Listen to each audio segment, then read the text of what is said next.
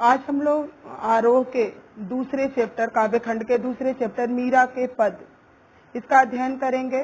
देखिए यहाँ मीराबाई के पद है। इसके पहले आप लोगों ने कबीरदास का पद पढ़ा था।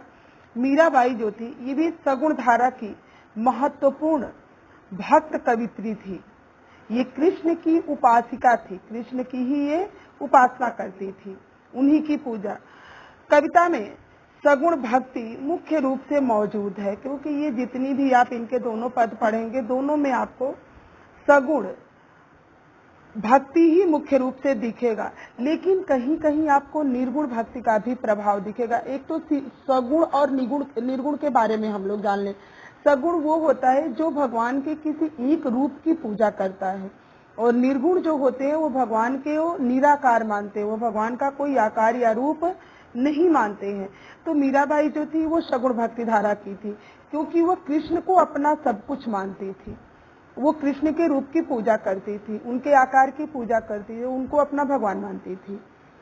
लेकिन इनके जो गुरु वो रैदास माने जाते हैं। संत रैदास जो है वो मीराबाई के गुरु माने जाते हैं। बचपन से ही इनका मन जो था कृष्ण की भक्ति, इनके मन में कृष्ण की भक्ति भावना जो थी वो जन्म ले चुकी थी। और जैसे जैसे बड़ी हुई, धीरे धीरे धीरे धीरे वह भक्ति इनके अंदर अनन्य भक्ति के रूप में हुई। जैसा कि आपको पता था कि इनकी शादी राजघराने में हुई, और ये अपना घर परिवार छोड़ करके और कृष्ण की भक्ति के लिए संतों के साथ निकल गई, संतों के पास बैठने लगी, उनसे भक्ति में उनके लीन हो गई। तो अब यहाँ पे देखिए वो क्या कह रही है। कह रही हैं कि मेरे तो गिरधर गोपाल दूसरो न कोई। पहले पद में मीराबाई कह रही हैं कि मेरे तो गिरधर गोपाल। गिरधर मतलब जानते हैं आप लोग क्या होता है? गिरधर का अर्थ होता है गिरी को धारण करने। गिरी मीन्स होता है पहाड़। गोवर्धन पहाड़ को धारण किए थे कृष्ण भगवान, इसीलिए उनका नाम गिरधर पड़ा। गोपाल नाम भी उन्हीं का है। गोपाल मीन्स गो पालने वाला। जैसे कि नंद जी के यहाँ पुत्र के रूप में रहते, वो गौओं को चराने जाते थे, इसलिए उनका गोपाल नाम पड़ा। तो यहाँ कह रही है मीराबाई कि मेरे तो गिरधर गोपाल है, दूसरो न कोई।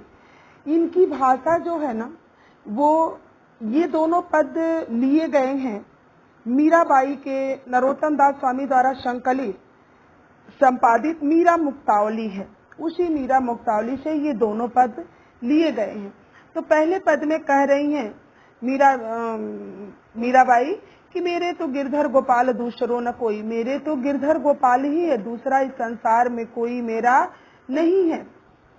जाके सिर मोर मुकुट, जाके सिर मोर मुकुट मेरो पति सोई। मोर मुकुट मतलब होता है मोर लगा हुआ मुकुट। करें कि जिसके सिर पर मोर लगा हुआ मुकुट है वही मेरे पति हैं। छड़ी दई कुल की कानी।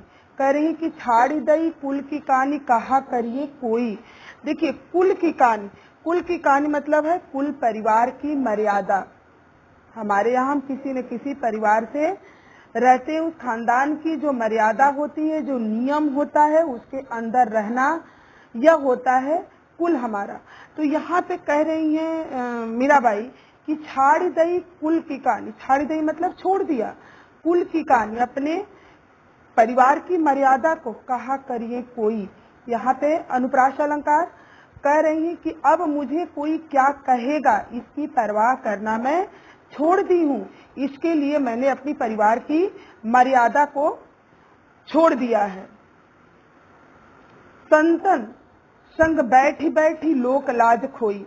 कह रही मीराबाई कि मैं संतों के साथ बैठ करके, संतों से के साथ बैठ करके भगवान की भजन भाव करके लोक लाज भी खो दी। लोक लाज मीन्स जो ये संसार की, समाज की मर्यादा है।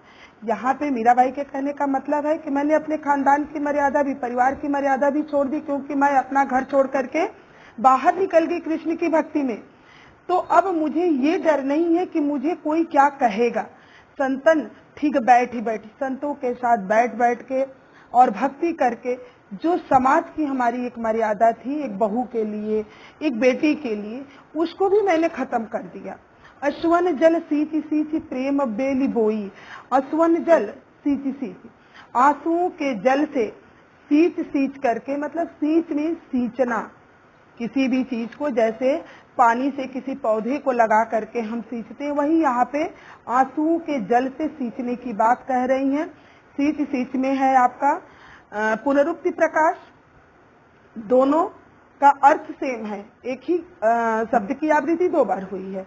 तो यहाँ पे कह रही हैं मीराबाई कि मैं अपने आंसुओं के जल से कृष्ण की प्रेम रूपी भक्ति की जो पौधा मेरे अंदर लगा हुआ था, मैंने उस पौधे को, मतलब कृष्ण की भक्ति रूपी पौधे को अपने आंसुओं से के जल से सींच सींच करके मैंने उसको बड़ा किया।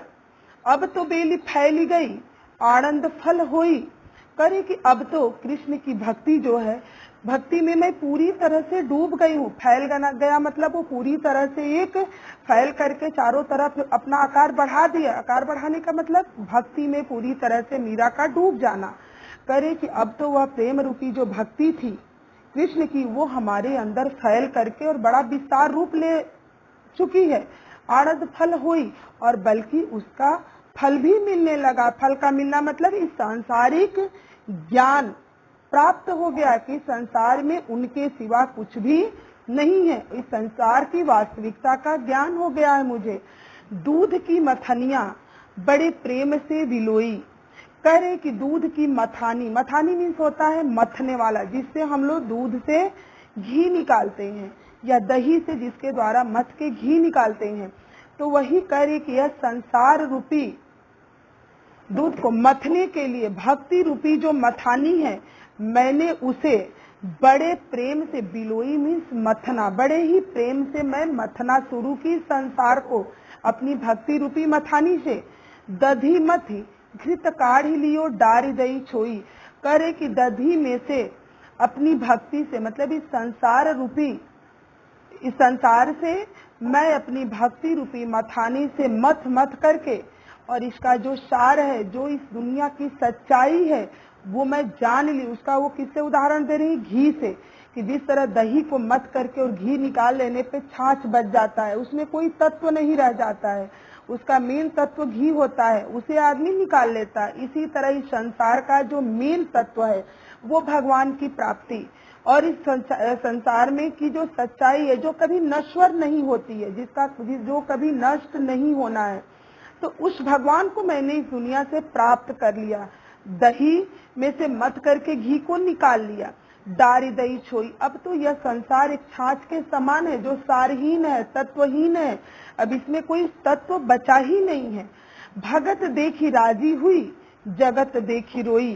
कह रही है मीराबाई कि जब वो भगवान के भक्तों को देखती है भजन भाव गाते हुए, तो वो हंसती हैं, खुशी होती हैं, और जब इस संसार को देखती है जो अपनी मोह में, बंधनों में जकड़ा हुआ है, दिन रात हाय हाय कर रहा है, उसको देख करके रोती है। उनका यहाँ कहने का मतलब यही है कि जो भगवान की भक्ति की तरफ मुड़ गया, उसे इस संसार की वास्तविकता का पता चल गया कि संसार में वास्तविक चीज क्या है।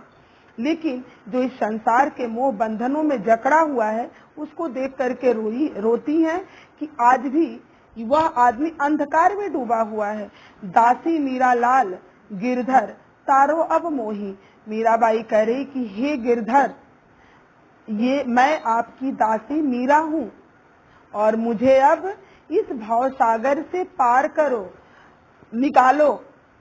दूसरे पद में देखिए, अनेक हमारे वेदों में, शास्त्रों में उदाहरण है कि भगवान की भक्ति में जब आदमी लीन हो जाता है, तो इस सांसारिक चीजों का कोई ज्ञान नहीं रहता है कि हम क्या है, कोई क्या कहेगा, क्योंकि उनको इस दुनिया की सच्चाई का पता हो जाता है कि संसार में सारी चीजें नश्वर हैं।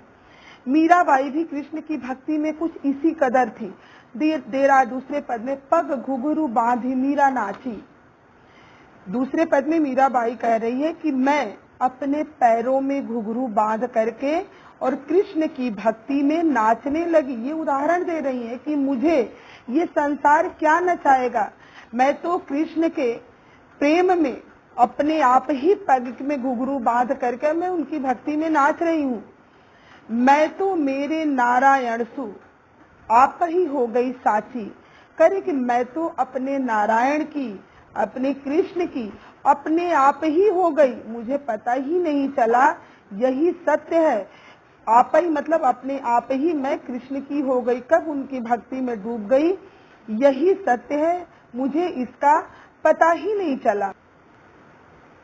लोग कहे मीरा भाई बावरी, बावरी मतलब होता है पागल, पागल दीवाना जिसको कहते हैं।